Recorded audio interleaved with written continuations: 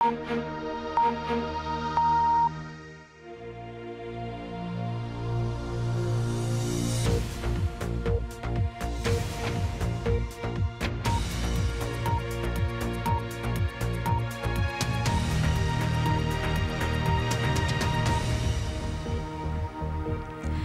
उर्दू के प्रोग्राम सरबीन में खुशामदीद। हमारे लंदन स्टूडियो से मैं हूं आलिया नाज़की। दहाइयों से आसाम में बसे लाखों बंगालियों की इंडियन शहरियत खत्म होने का खतरा, उन्हें अब ये साबित करना है कि वो बांग्लादेशी नहीं। बांग्लादेश में वाक़ रोहिंग्या कैंपों में 2 रोहिंग्या रहनुमाओं का कत्ल, आखिर कैंपों में बढ़ती कशीदगी की वजह क्या है? और तकरीबन 180 साल पुराना रेल इंजन जो अब भी रवां दवा है, आखिर वो कौन सी चीज़ है जो इसे आज तक धकेल रही है?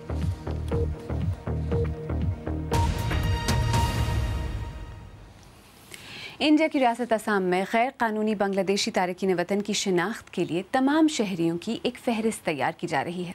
रियासत की 35% आबादी बंगाली नस्ल के लोगों की है और उन्हें खदशा है कि गैर मुल्की शहरी के नाम पर लाखों बंगाली बाशिंदे अपनी शहरियत और कौमियत से महरूम हो सकते हैं। असम में गुज़श्ता 100 बरस के दौरान लाखों बंगाली, बिलखसूस मुसलमान बंगाली, यहाँ आकर बस गए। अब उन्हें ये साबित करना पड़ रहा है कि वो बांग्लादेशी नहीं हैं। देखिए शकील अख्तर की रिपोर्ट। आसाम के ये बंगाली बाशिंदे 50 बरस से यहाँ आबाद हैं, लेकिन उन्हें मशकूक या डाउटफुल शहरी करार दिया गया है। आसाम की फॉरेनर्स ट्राइब्यूनल में उन्हें अब ये साबित करना है कि वो बांग्लादेशी नहीं हैं। 1941 से 1941, 1942, 1943 इसके लेके आज तक मैंने दिया है, ऐसा रिकॉर्ड दिया है। और 1915 का हमारा हौज का पासबुक भी दे दिया है, तो हमको फर्म का डिक्लेयर कर दिया। ग्वालपाड़ा की मर्जीना बीबी इंडियन शहरी हैं, लेकिन उन्हें बांग्लादेशी बताकर 8 महीने हिरासती मरकज में रखा गया। हाई कोर्ट की मुदाखलत से वो जेल से रिहा हुई हैं। वो चाचा हमारा कागज पत्ती सब ले गया, पेपर टेपर सब ले गया, तो उन्होंने नहीं दिखा है, तो नहीं ये बांग्लादेशी है। मेरा कोनो कागज पत्ती कोनो भूल नहीं है, वो उन्होंने हाथ भी नहीं रखा है। बीजेपी और उसकी मुकामी हमनवा जमातों का कहना है कि आसाम की लाखों की बंगाली आबादी में बड़ी तादाद में गैर कानूनी बांग्लादेशी बस गए हैं। इस तनाज़े को हल करने के लिए आसाम के तमाम शहरियों का एक नेशनल सिटीजन रजिस्टर यानी NRC तैयार किया जा रहा है, लेकिन इस फहरिस्त में उन लोगों के नाम नहीं होंगे जिन्हें पहले ही डी वोटर या मशकूक शहरी करार दिया गया है। डी वोटर अप्लाई कर सकते हैं NRC में, लेकिन उनका नाम तब तक इंक्लूड नहीं किया जाएगा जब तक कि फॉरेन ट्रिब्यूनल से ये क्लियर नहीं हो जाता कि वो इंडियन सिटीज़न हो। जो डिक्लेयर्ड फॉरेनर हैं कि 71 के बाद आए हैं, उनका नाम कानून में लिखा हुआ है कि उनका नाम NRC में नहीं लिया जाएगा, वो तो वैसे भी इलीगल माइग्रेंट हो गए। सिविल सोसाइटी और हुकूक इंसानी की मुकामी तंजीमों का कहना है कि शहरियों की हतमी फहरिस्त आने के बाद लाखों बंगाली मुसलमान और हिंदू बेवतन हो सकते हैं। यहाँ पे ग्राउंड में जो लोग ये सिटीजनशिप इश्यूज पे काम कर रहा है, वो लोग का ये अंदाजा है कि करीब 5 लाख लोग जो डी वोटर है या डिक्लेयर्ड फॉरेनर है, उसका NRC अथॉरिटी वेरीफाई नहीं कर रहा है, इसलिए उसका डिसेंडेंट का समेत कुल 15 से 20 लाख लोग जो है वो फाइनल NRC ड्राफ्ट में नहीं आ रहा है नाम, तो ये लोग स्टेटलेस हो सकता है। हुकूमत ने मुमकिना तौर पर बेवतन होने वालों को हिरासत में रखने के लिए कई जिलों में ज़मीनें हासिल करनी शुरू कर दी हैं। इन बाशिंदों की तरह पूरे आसाम में बंगाली मुसलमान और हिंदू ज़बरदस्त बेयकीनी की गिरफ्त में हैं। शहरियत की दूसरी फहरिस्त जल्द ही आने वाली है। रियासत के लाखों बंगाली मुसलमानों और हिंदुओं की शहरियत और कौमियत का मुस्तकबिल इसी फहरिस्त पर टिका हुआ है। Shakeel Akhtar, BBC news, Morigaon, Assam. Indian supreme court की निगरानी में नेशनल रजिस्टर ऑफ सिटीजन्स का महकमा यानी NRC असम के सभी 3 करोड़ 29 लाख शहरियों की फहरिस्त तैयार कर रहा है।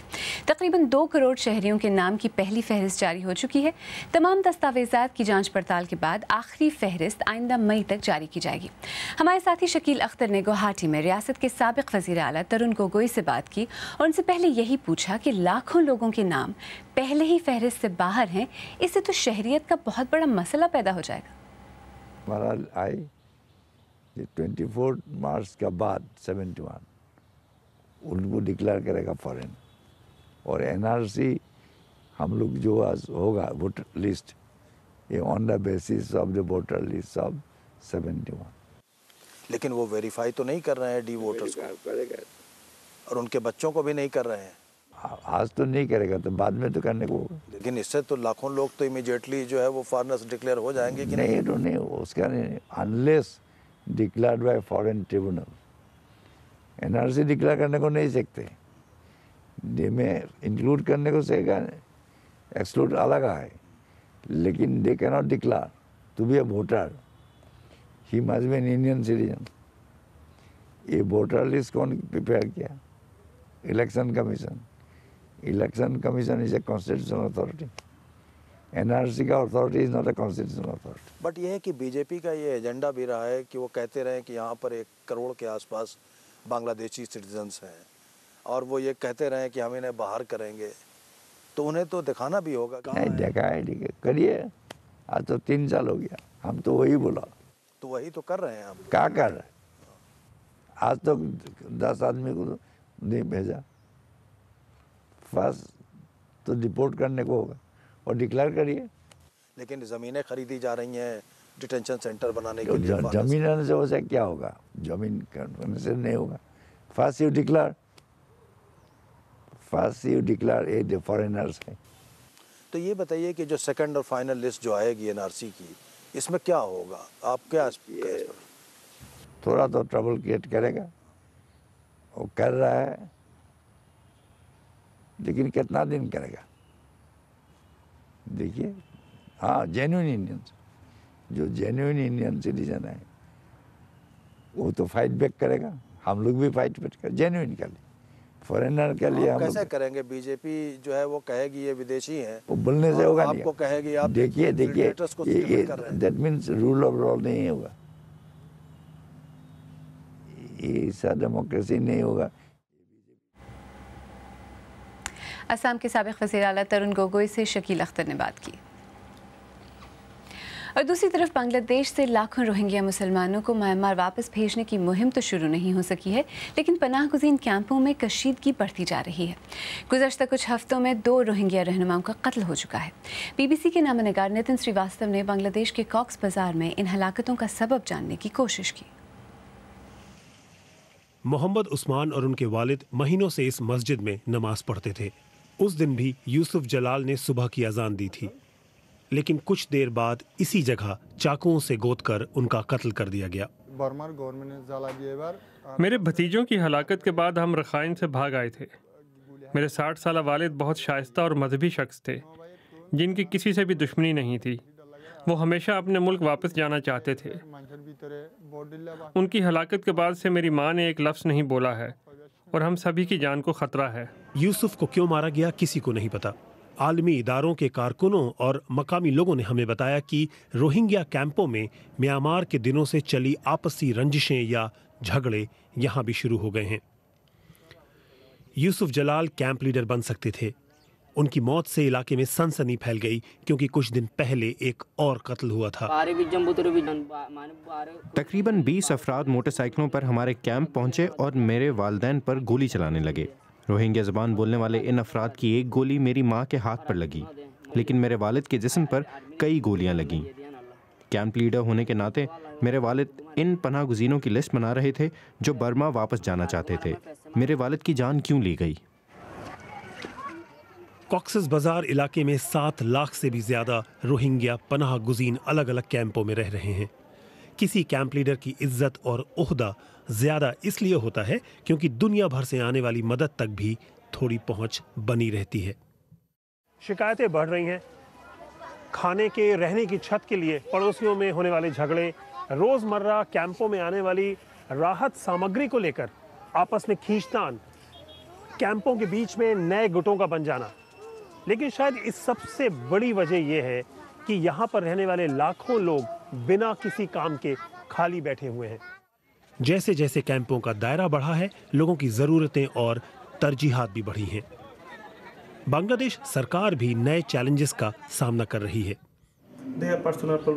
इनके आपसी झगड़े बढ़ रहे हैं, शायद इसलिए क्योंकि एक दूसरे के इतने करीब रह रहे हैं। महीनों पहले जब ये लोग बांग्लादेश से आए थे तब हालात दूसरे थे और ये बहुत डरे सहमे थे, लेकिन समय के साथ इनकी हालत सुधरी है। इन्हें राहत देते रहने के अलावा हमने कैंपों के बीच 5 पुलिस स्टेशन भी बना दिए। जिन 2 रोहिंग्या लोगों का कत्ल हुआ वे म्यांमार लौटने के हक में थे। हालांकि ये साफ नहीं कि इनका कत्ल सिर्फ उसी वजह से ही किया गया है।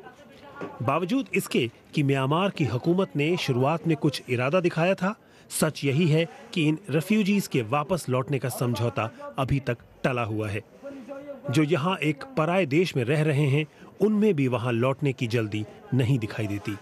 नितिन श्रीवास्तव, BBC, कॉक्सेस बाजार, बांग्लादेश। आप BBC उर्दू का प्रोग्राम सरबीन देख रहे हैं। प्रोग्राम में आगे चलकर देखिएगा, शाम की सरकारी अफवाज की बाकियों के ज़ेर कंट्रोल इलाकों पर शदीद बमबारी, आम शहरियों को निशाना बनाना बंद किया जाए, अक़वाम मुत्तहिदा का मुतालबा। और आपको दिखाएंगे दुनिया का सबसे पुराना वर्किंग रेल स्टीम इंजन।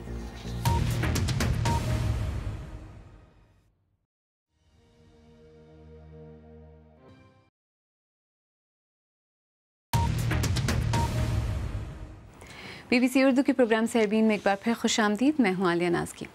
अक़वाम मुत्तहिदा ने मुतालबा किया है कि शाम में शहरियों को निशाना बनाना बंद किया जाए। शाम में सरकारी अफवाज की जानिब से शुमाली गूता पर बमबारी में शिद्दत आई है। इंसानी हुकूक़ के कारकुनों का कहना है कि दमिश्क के मज़ाफ़ात में बागियों के कब्ज़े वाले इस इलाके में गुज़श्ता 24 घंटों में दर्जनों शहरी हलाक हुए हैं। लीना सिंजाब की रिपोर्ट पेश कर रही हैं समरा फातिमा। इस रिपोर्ट के कुछ मनाज़िर आपके लिए तकलीफ़देह हो सकते हैं। मशरक़ी गूता में जारी जंग में शिद्दत आ रही है।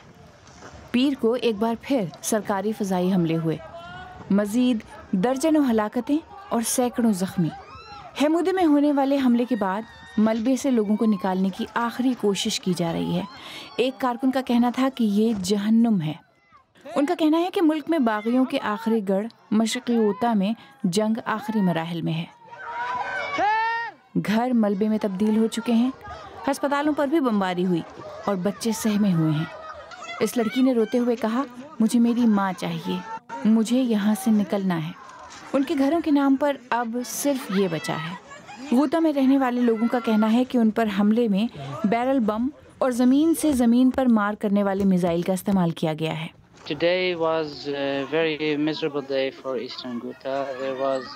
आज मशरक़ी गूता के लिए बहुत बुरा दिन था। कई फ़ज़ाई हमले और बमबारी हुई। इससे पहले गूता में हेलीकॉप्टर नहीं देखे गए थे, जिसका मतलब है बैरल बम, और एक बैरल बम एक इलाके को पूरी तरह से तबाह कर सकता है, और ये यहाँ के शहरियों के लिए बाइस तशवीश है।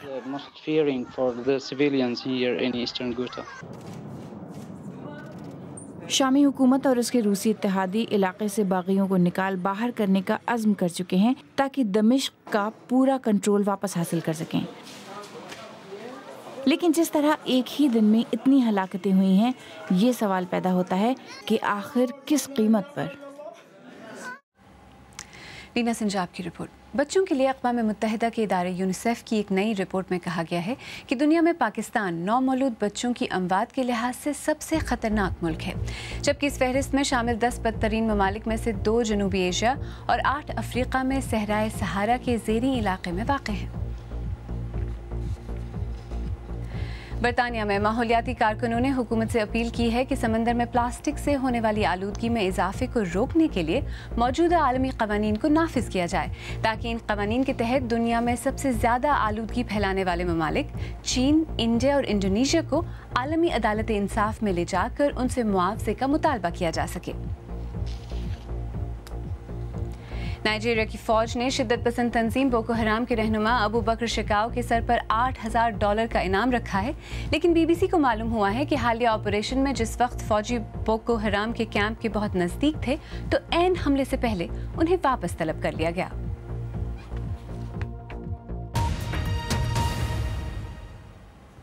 आइए अब आपको दुनिया के सबसे पुराने वर्किंग स्टीम इंजन पर सैर कराते हैं। एक ऐसा खूबसूरत इंजन जिस पर निगाहें टिक ही जाती हैं। फेरी क्वीन 1855 में इंग्लैंड के लीड्स शहर में बनाया गया था और अब इसे इंडिया में स्टीम इंजन्स के दिलकश दौर की याद ताज़ा रखने के लिए इस्तेमाल किया जाता है। दिल्ली से सुहेल हलीम।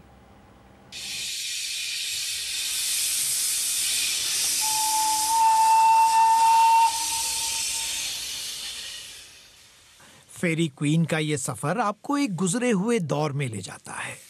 जिसकी झलक अब बस फिल्मों में ही नजर आती है।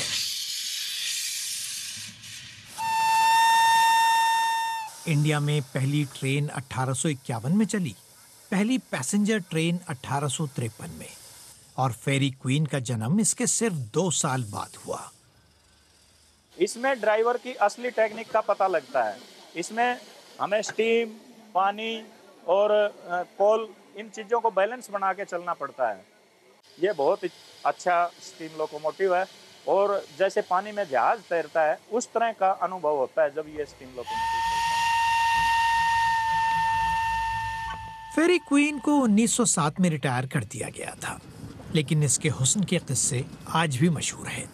जब मैंने मम्मी को कल बताया कि आज जा रही हूँ तो उन्होंने छुक छुक पे जा रही हो तुम, तो मैंने बोला हाँ छुक छुक पे जा रही हूँ। पहली बार सफ़र कर रही हूँ स्टीम इंजन पे, लोकोमोटिव पे। पहली बार देखा मैंने कोयला जलता हुआ और आगे उसका धुआं निकलता हुआ। मैं उसी की रिकॉर्डिंग भी ले रही थी। ये बहुत महत्वपूर्ण चीज़ है जिसको अभी तक हेरिटेज की तरह संभाल के रखा हुआ है, और हिस्टोरिकल चीज़ों पे वो भी वर्किंग कंडीशन में है। ये बहुत बड़ी बात है। ये इंजन एक गुजरे हुए दौर की याद ताज़ा करता है। 1857 में आज़ादी की पहली लड़ाई हो या 1947 में मुल्क की आज़ादी, इसने बहुत कुछ देखा है। हरियाणा का रिवाड़ी शहर, यहाँ दूसरे पुराने स्टीम इंजनों को दोबारा पटरी पर लाने की तैयारी है। ये पहली कमर्शियल ट्रेन खींचने वाले साहिब सुल्तान और सिंध की विरासत को जिंदा रखने की कोशिश है, लेकिन ये काम आसान नहीं। मुश्किल काम तो है ही, लेकिन हमारी कोशिश है हम इसको बहुत जल्दी जो है चालू कर देंगे। देखो जी, अपने अपने दौर की बात है, लेकिन इनकी जो बात थी वो छुक छुक छुक छुक करके जो चलता था वो एक अलग ज़माना था। आज का एक नया दौर है, नए दौर की अलग चीज़ें हैं। वो इनकी गति थोड़ी धीमी होती थी, लेकिन ये चलने में सुंदर लगते थे।